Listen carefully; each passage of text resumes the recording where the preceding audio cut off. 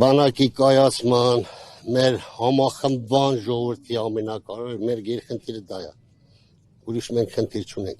Ընթացքում կերևա։ Ձեզ գոհացնում է այդ կայացումը, հարցը դա է, պարոն Միքայելյան։ Լավ, մենակ դու աշտվող չես լսում եմ։ Պատասխանեք, իմ գործընկերները լսում են։ Ես կարամ գնամ։ Այդ պայմանավորված է, մենակ դու ես հարցնալու, խնդրեմ։ Դե լսում եմ։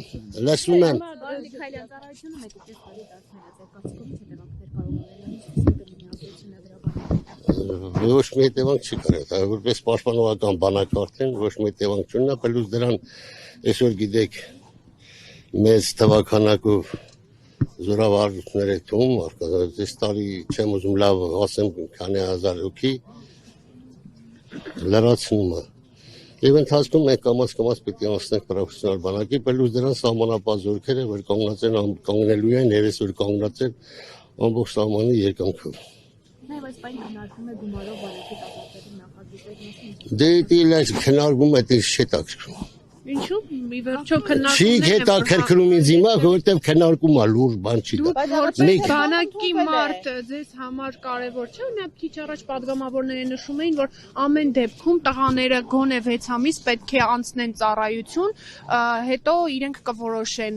արժի շարունակել թե չարժի։ Որ դարձան падգամավոր կպատասխանեմ ձեր հարցին։ Ոչ որպես падգամավոր, այլ մարդ, ով բանակի կազմավորման ակունքներում է կանգնած եղել եւ շատ լավ տիրապետում է։ Այսօր այդ քննարկումները որ գնում է ժամանակի մեջ քննարկվել է որ ինչն է օգուտ, ինչն է վնաս բանակին։ Այսօր ես հպանցիկ չեմ կարող այդ հարցին պատասխանել, որտեղ հարցի մեջ այստեղ խորացած չեմ։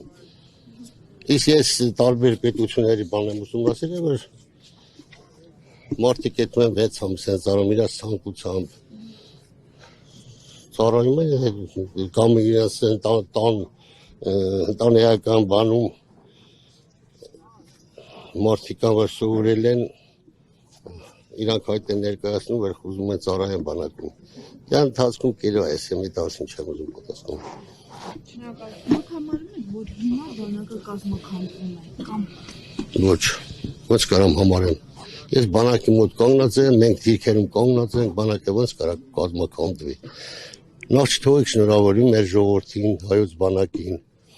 մեր ծառայողի հայկանաց, այսօր դիրքերում կանգնած թե երկրապահին, թե հայ զինվորին, շնորհավորում եմ բոլորի բանակի կազմավորման 34 ամյակի կապակցությամբ եւ խաղաղություն մեր երկրին, տղերքին էլ բարի ծառայություն։ Պարոն Միքայելյան, վերջին հարցը, դուք ամենաշատն եք լինում սահմանին, տեսնում զինվորներին, բարոյահոգեբանական վիճակը տղաների մոտ ինչպես է։ 44 օրերն էր բարձր։ Այս չի որ մեր զինվորը, մենք չեմ ուզում միշտ ասեմ, բայց մենք միշտ հայ ձեռքով ենք պարտվել։ Հայ ազգը միշտ պարտվել է հայ ազգի ձեռքով։ Պատմություն ուսումնասիրեք, կիմանաք, էդի բարդ խնդիրա քննություն է դու բարձվի։ Այսօր մոտ 30 լսեք մի րոպե։ Հայ ձեռքով է, ազգային ժողովում գնդակալին սպարապետին է։ Վերցեք մխիթար սպարապետի գլուխ կդրած թաղածային։ Պատմել եք վատ ղեկավարության հայ ձեռքով։ Դուք մի տարեք քաղաքականություն։ Վատ ղեկավարություն եղել է նախորդ իշխանությունների ժամանակ։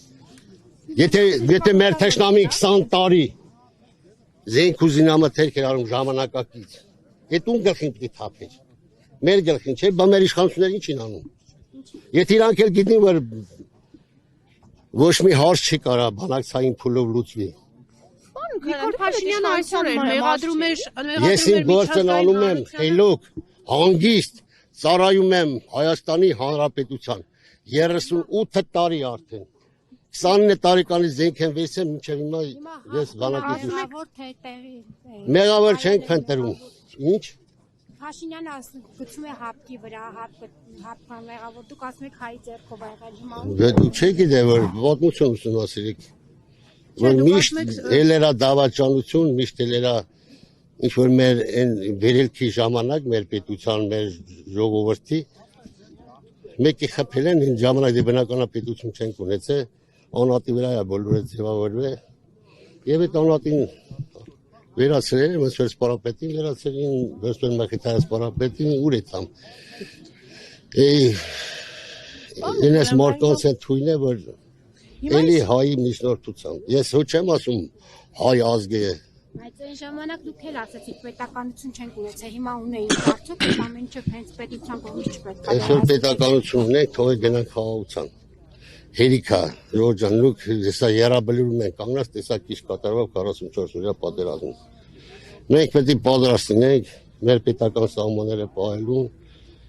ու նորմալ ձևով պահում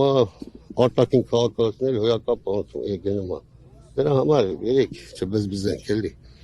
Պարոն Միքայելյան, հունվարի 27-ը զոհերի հիշատակի օր սահմանվեց, 3 դուք եկել էիք Եռաբլուր։ Երեք ես բոլոր մարզերում անգել է, որ բոլոր գնան հուշարձաններ ունենք մարզերում, ես հրազդանի հուշարձանում եմ եղել։ Եվ եթե առավել որ դե մի որորն էլ ասին, մեկ ամի պատճառաբանություն պետք է բռնեիք։